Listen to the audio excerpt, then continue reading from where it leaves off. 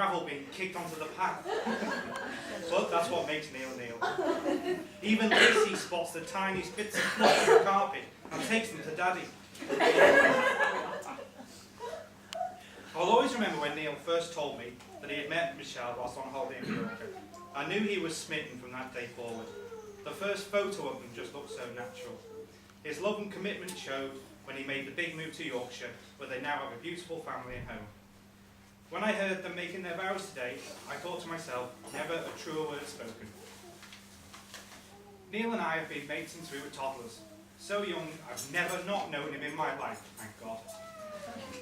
We've spent all our youth together, the most vulnerable years of life. We've always been so alike, yet so different. I live one road away from Neil, although Sue probably feels I lived with Neil, as I was never from 6 Oak Drive. If I wasn't there, or Neil at mine, we were on the phone, 660-547 on speed dial. My mum always nagging that we were together all day and night, yet we still have 30 quid worth of calls to 547 on every bill. We were always creating, plotting, building, programming, always up to something. Lego houses with wall-to-wall carpets, wallpaper, working lights. We even went into business once when we created a haunted house in Sue's garage. We wired scary lights at scary figures. Yes, we had a few electric shocks in the meantime. Blood bats the lot.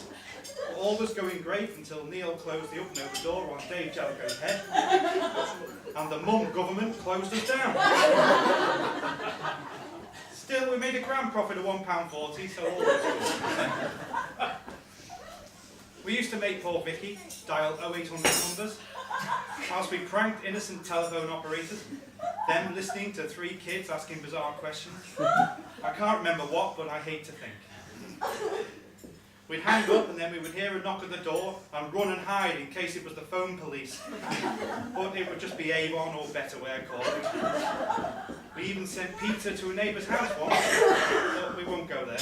Never too old for a slap, as my mother constantly reminds me. Our mates would all be playing footy on a Saturday, but both Neil and I would go and do our gardening and decorating, car washing or something. It's just how we were. I'll always remember we built a wooden lean-to on the back of my house. It was awesome. We used it as a utility room for years. We even ate Christmas dinners with family in there. It was that bulletproof. When we had our house properly extended, it took 4 blokes to destroy it. I think we were only about 16, 17 at the time, weren't we? I was being made to stay down a year once in primary school because most of the people in the class were 11 months older than me. The horror of leaving Neil sent me into a frenzy of paddies and tantrums. After several weeks of being a brat, our desks were back together, side by side. Happy days. During our high school days, we were inseparable. We loved design and technology, electronics right up Neil Street. We nicked that many components, I think we could have built an Airbus A380. Then came computers.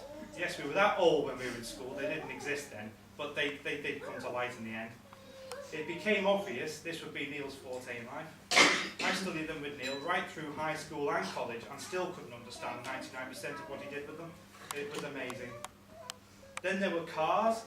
We worked on 2 for years, an old Mini and a Metro in the hope of getting them on the road. God knows why, because we were only 12 at the time. How we loved the boy racer era.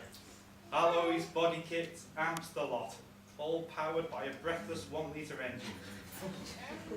It was great. We always fitted remote central lock into every car we ever had.